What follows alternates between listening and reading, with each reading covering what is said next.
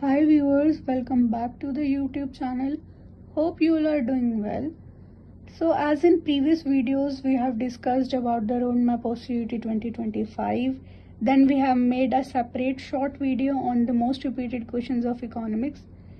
Now today we are going to discuss about the syllabus of economics. So economics की syllabus में हमारे पास एक macro economics रहेगी और दूसरी रहेगी micro economics. Macro economics hopefully सभी ने 12th क्लास में पढ़ी होगी और माइक्रो इकोनॉमिक्स सभी ने 11th क्लास में पढ़ी होगी। मैक्रो इकोनॉमिक्स के ये वाले यूनिट्स रहने वाले हैं जो कि है national income and related aggregates, determination of income and employment, money and banking, government budget and economy, balance of payment. National income and aggregate में आप लोगों को circular flow of income, basic concept of micro economics, national income और उसके related aggregates देखने को मिलेंगे और नेशनल इनकम की मेजरमेंट भी मिलेगी। सेकेंडली आपको इनकम एंड एम्प्लॉयमेंट के डिटर्मिनेशन के अंदर आपको इसमें एग्रीगेट डिमांड और उसके रिलेटेड कॉन्सेप्ट्स दिखेंगे, इनकम डिटर्मिनेशन एंड मल्टीप्लायर दिखेगा और आपको इसमें साथ में दिखेगा excess demand and deficient demand, ये सब देखने को मिलेगा। मनी एंड बैंकिंग में आपको बैंकिंग का पूरा स्ट्रक्चर दिखेगा, मनी कैसे सर्कुलरली फ्लो होती है कंट्री के अंदर, बैंक्स कैसे वर्क करते हैं, इन सब की वर्किंग के बारे में देखा होगा। ये काफी ज्यादा छोटा चैप्टर रहा था। उसके बाद गवर्नमेंट बजट एंड इकोनॉमी के अंदर पूरी गवर्नमेंट के अंदर, पूरी सरकार के अंदर पैसों का बजट कैसे होता है, कब वो लॉन्च किया जाता है, उसमें क्या क्या चीजें रहती हैं, वो सभी बताया होगा।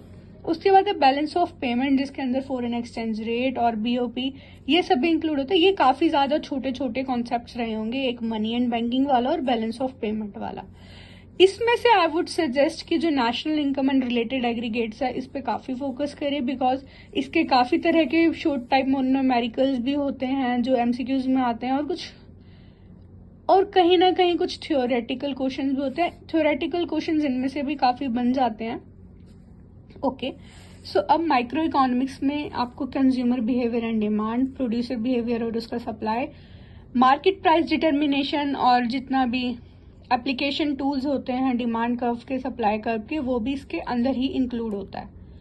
सो माइक्रो इकोनॉमिक्स पढ़ने के लिए आप लोग रेफर करें TR जैन की इकोनॉमिक्स की बुक, जो कि मे बी आप लोगों ने 11th क्लास में कहीं ना कहीं पढ़ी भी होगी, स्कूल्स के अंदर, इवन कहीं पे भी।